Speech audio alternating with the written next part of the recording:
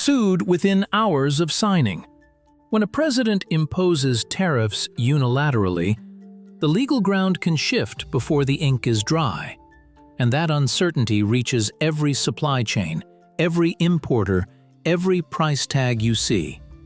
The question this video answers: what gives a president the power to do this in the first place, and what can actually take it away? Sued within hours of signing. That's the reality facing the latest round of tariffs announced by President Donald Trump, including a 25% duty on Brazilian imports and a pledge of 50% on goods from Canada.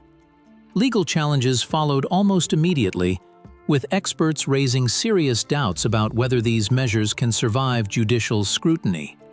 The core dispute isn't just political, it's constitutional, and the answer to who wins that fight determines whether those tariff rates stick, get rolled back, or end up in legal limbo for years. We're going to explain the mechanism that makes all of this possible, and the mechanism that can unwind it. To understand any of this, you need to understand how tariffs actually get imposed in the modern United States. The Constitution gives Congress, not the President, the power to regulate international trade and set tariff rates. That's the baseline. But over the 20th century, Congress passed a series of laws that delegated significant chunks of that power to the executive branch, particularly in situations framed as national emergencies or threats to national security. The result is a legal architecture that looks, on the surface, like a president can tax the world with a phone call. The most sweeping of these delegations is a law known as the International Emergency Economic Powers Act, IEEPA. Passed in 1977, it allows a president to declare a national emergency and then take broad economic actions, including imposing tariffs, to deal with that emergency. The key word is broad. The statute's language is expansive, and for decades it was used mainly for targeted sanctions against specific countries or individuals, freezing assets, blocking transactions. Using it to impose blanket tariffs on major trading partners is a far more aggressive interpretation. That's exactly what's now being tested in court. And the outcome matters far beyond any single trade dispute, because it will define the limits of executive power over the economy for a generation.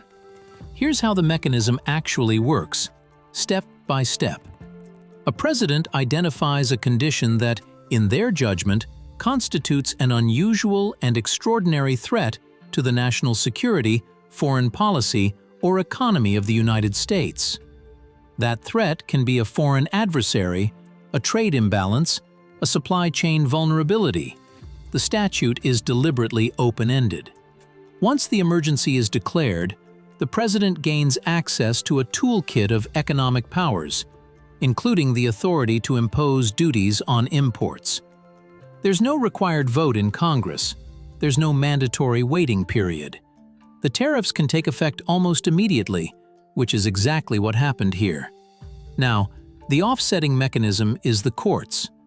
Any affected party, an importer, a business, a trade association, even a foreign government through domestic intermediaries, can file a legal challenge arguing that the president has exceeded the statute's authority or that the statute itself unconstitutionally delegates legislative power to the executive. These challenges travel through the federal court system and ultimately can reach the Supreme Court.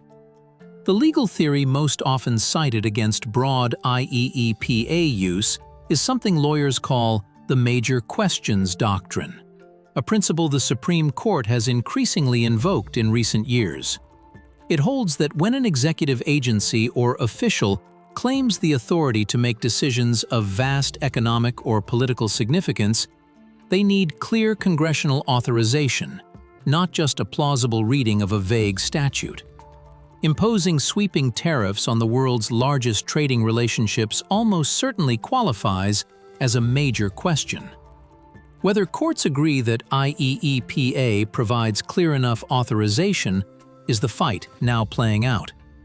The practical consequence of this legal uncertainty is that importers, manufacturers, and anyone pricing goods across borders faces a compounding risk. They don't just have to manage the tariff itself, they have to manage the possibility that the tariff exists, then disappears, then exists again, depending on which court rules next. Disruptions of this kind tend to ripple through insurance markets, shipping contracts, and long-term procurement decisions in ways that outlast the legal proceedings themselves. Who does this actually move?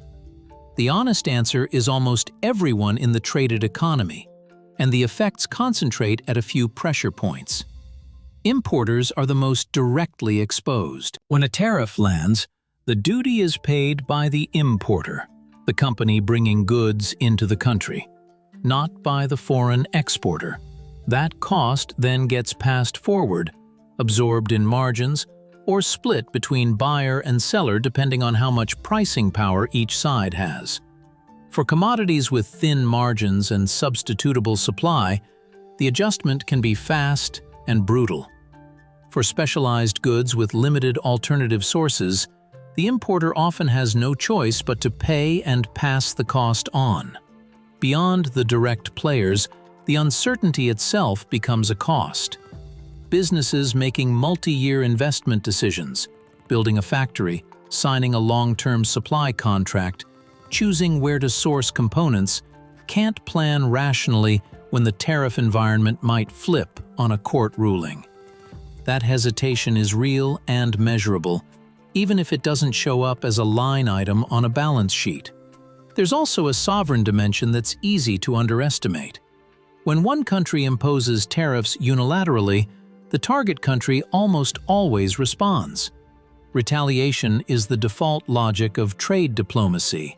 It signals resolve, satisfies domestic constituencies, and puts pressure on the aggressor to negotiate.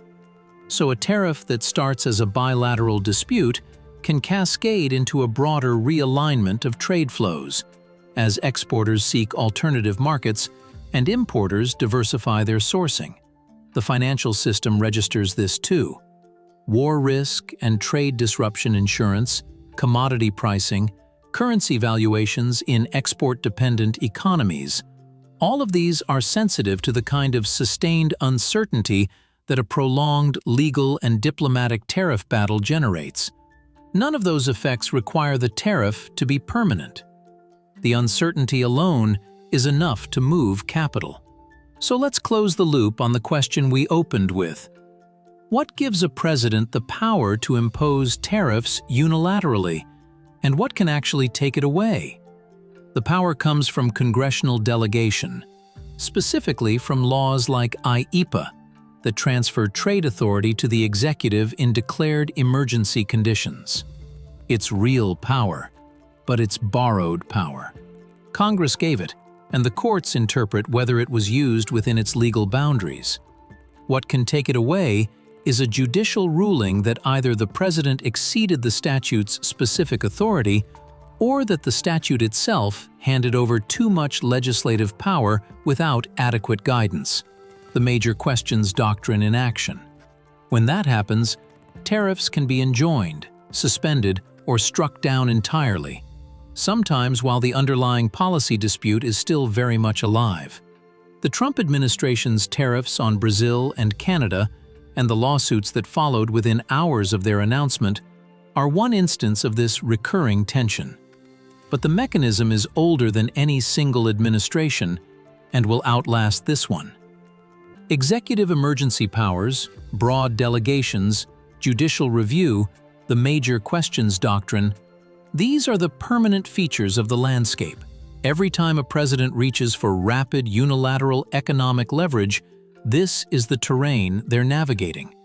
Understanding it means you're never caught off guard when the next round of tariffs lands, or when the next lawsuit follows within hours. That's the pattern. Now you know how to read it. If this kind of structural explainer is useful to you, subscribe to Investors Club Global. We break down the mechanisms behind the headlines so you can think clearly about what actually moves your money. And if you want to go deeper on emergency economic powers, trade law, or how courts have historically pushed back on executive overreach, let us know in the comments. That shapes what we cover next.